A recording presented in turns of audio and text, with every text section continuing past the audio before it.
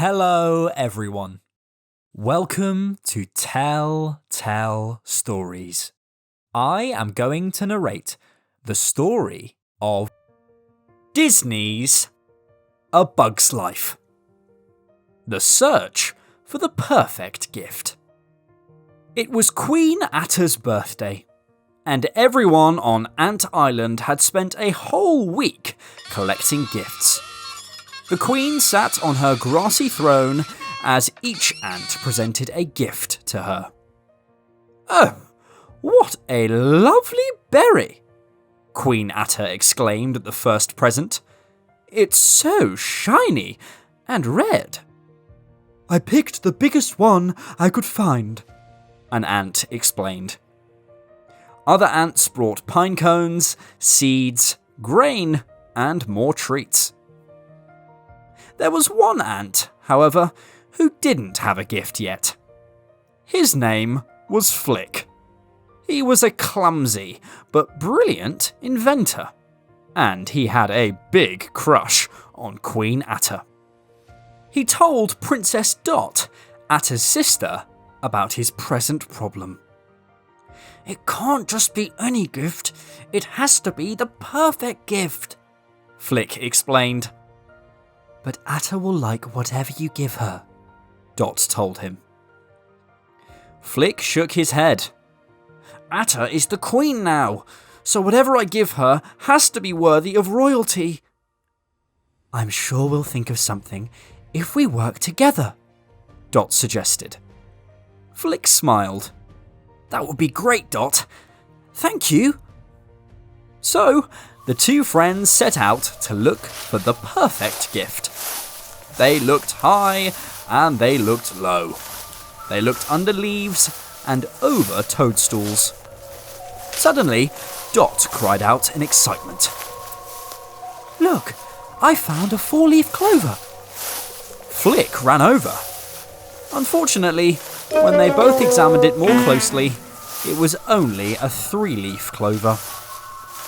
"Sorry, Flik," said Dot. "Don't worry about it," Flik said with a smile. "We'll find something." But something found them first. A hungry frog poked his head through the grass. "Look out!" Flik cried. Luckily, Flik and Dot escaped from the big frog. They took cover in a nearby patch of flowers. "Now what?" asked Dot. Flik thought and thought. Then he spotted a daisy, and an idea started to bloom. "It's just a plain old daisy now," he explained to Dot, "but soon it will be a merry-go-round for Atta." "Are you sure, Flik?" Dot asked, uncertain. Although Flik was very smart, his inventions often went wrong. Flik nodded. "Absolutely," he replied. "This is going to be great." Dot smiled. "Okay, how can I help?" "You can be the very first passenger," said Flik. "Hop on." But the ants soon realised that the daisy spun way too fast. "Whoa!" cried Dot. "Whoops," Flik said. "Sorry about that." "That's okay," Dot told Flik. She still believed in him. Within a few minutes, Flik had a brand new idea. "Maybe Atta could use a nice cool breeze," he said. He placed a strong piece of grass around the daisy's stem. He would use the flower as a fan. "Get ready to chill, Dot."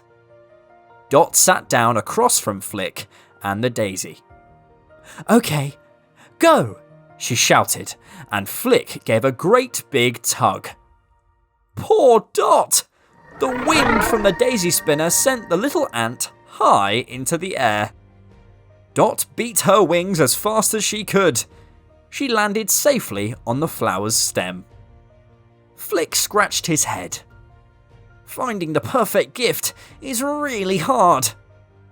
"Maybe you should just get Atta a card," Dot suggested.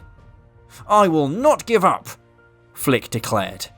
He paced back and forth, racking his brain for ideas. I'll build her a beach umbrella, he said aloud. She has one already, Dot reminded him. How about a sprinkler? Asked Flik. If I just find a source of water to funnel into... Dot smiled and shook her head. Flik sure was a determined inventor. Just then, Queen Atta walked by. Hello, Dot. Hello, Flik, she said. Then she noticed the fallen flower next to Flik. Is that for me? Flik looked at the ground and answered in a quiet voice. Well, not really. It's just a plain old daisy. There's nothing plain about it, said Queen Atta. I think it's perfect. Dot grinned. Me too.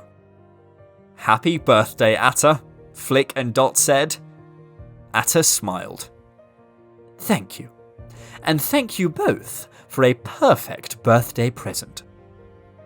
Flik sat down next to Queen Atta.